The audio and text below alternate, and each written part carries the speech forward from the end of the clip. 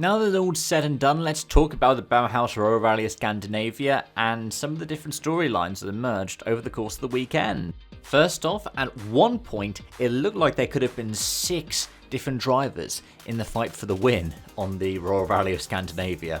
Not only was the eventual winner Ivan Brynildsen competitive from the outset, at the same time one-off entrant Frank Tore Larsen was also competitive. Rupa Korhonen, the winner last time out, was also right up at the front. Same for Isaac Riesen, Andrea Mabellini and Mads Osberg. But various different things ended up coming up, and as a result, we have the finishing order that we do. Brynildsen won by 4.9 seconds over Rupa Korhonen, who charged so much through that final day. Isaac Riesen as well on his second start of the season.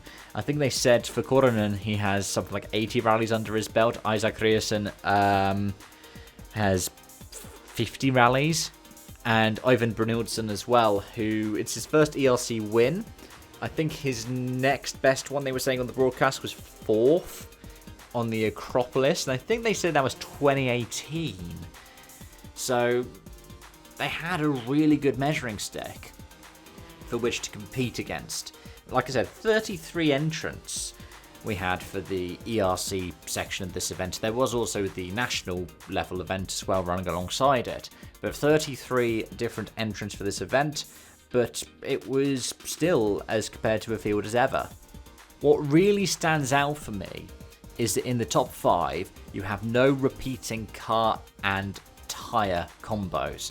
You have a Pirelli Toyota in first, an MRF Toyota even in second, a Hankook Skoda in third, a Pirelli Skoda in fourth, and an MRF Volkswagen in fifth. The first repeat, 6th place, a Hankook Skoda for Mille Johansson.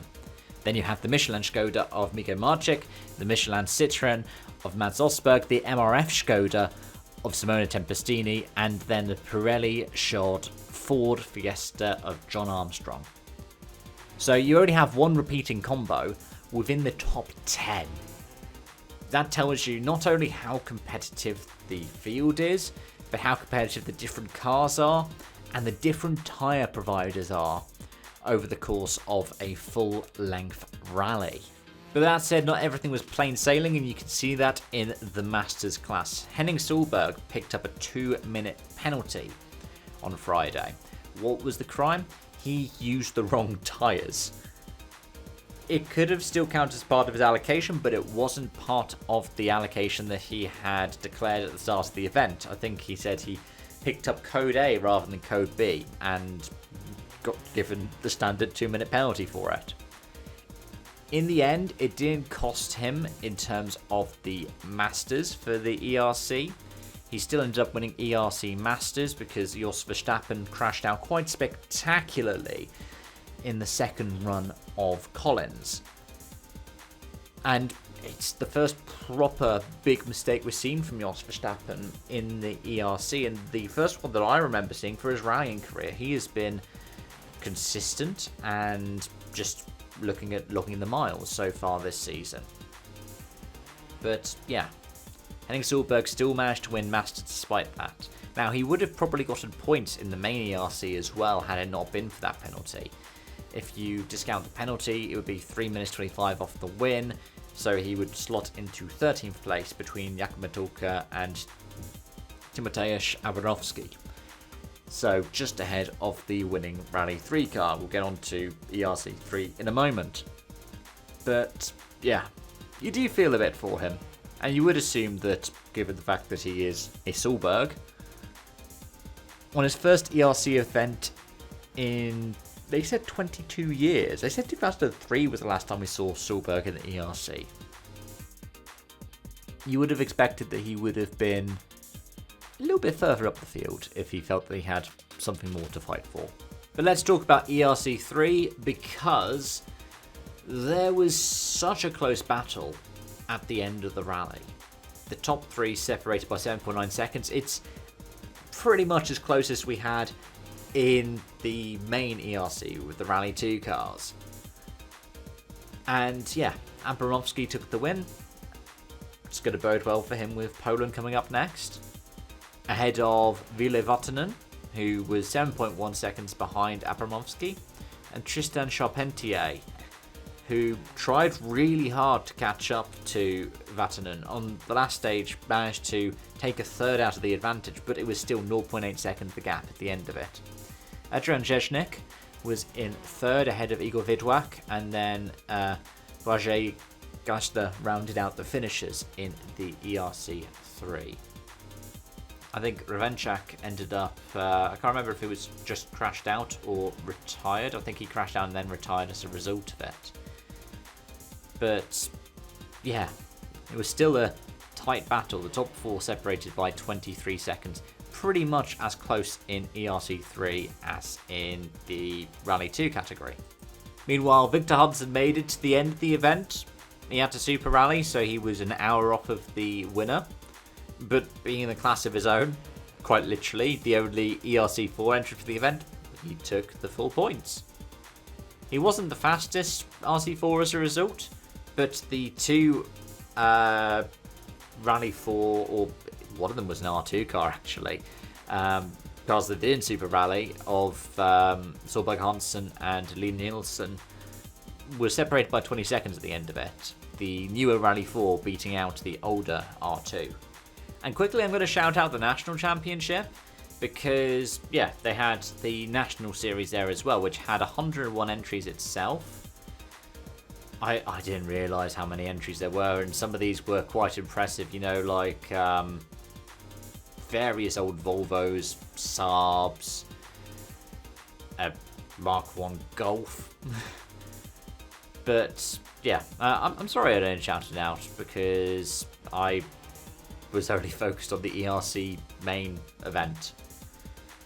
But yeah, Dennis Rodstrom, who we saw on the ERC a couple of years ago, been relatively competitive in different ERC categories, won by 25.4 seconds over Kalle Gustafsson at the end of the event, with Hagland in third, Kim Needon in fourth, and Nicholas Haag in fifth position. But yeah, it was a nice battle to have in that one as well. Like I said, we weren't really following it. It didn't come up as much because I believe the stages they ran were slightly different to the main ERC event, but it was still competitive as always. Now, with everything added up, let's talk about the standings. Rupa Korhonen is leading the championship ahead of Mikko Marcek. Marcek is on 57 points, Korhonen on 60. Now remember, the ERC does have drop rounds, so it will be the best 7 from the 8 rounds that carry over. Right now, Marcek's drop round would be this one, Sweden. Mats Osberg's in a similar kind of boat on 48 points, though Osberg has had rotten luck on 2 events, both of which have led to him getting 11 points. The loss of the drive shaft in Spain, and the loss of a wheel in Sweden. Mappellini got a non-score in Hungary, but 2 19-point scores with power stage points to boot puts him on 47 points, with Riesen on 40 points from also 2 starts. Grajin's still in 6th, despite only having done 1 event, but because he won and nearly took the power stage to boot, he is 3 points ahead of 7th place, Øyvind Brynildsen. When we look at the ERC3, Tristan Charpentier with 3-point scores, well, the top 4 all have 3-point scores behind them, is on 66. Igor Vidwak is on 64, Timek Abramovsky is on 62, and Adrian Zheznik is on 52. Ville Vatanen is the first 2 who've only gotten 2 scores on the board even. 43 points.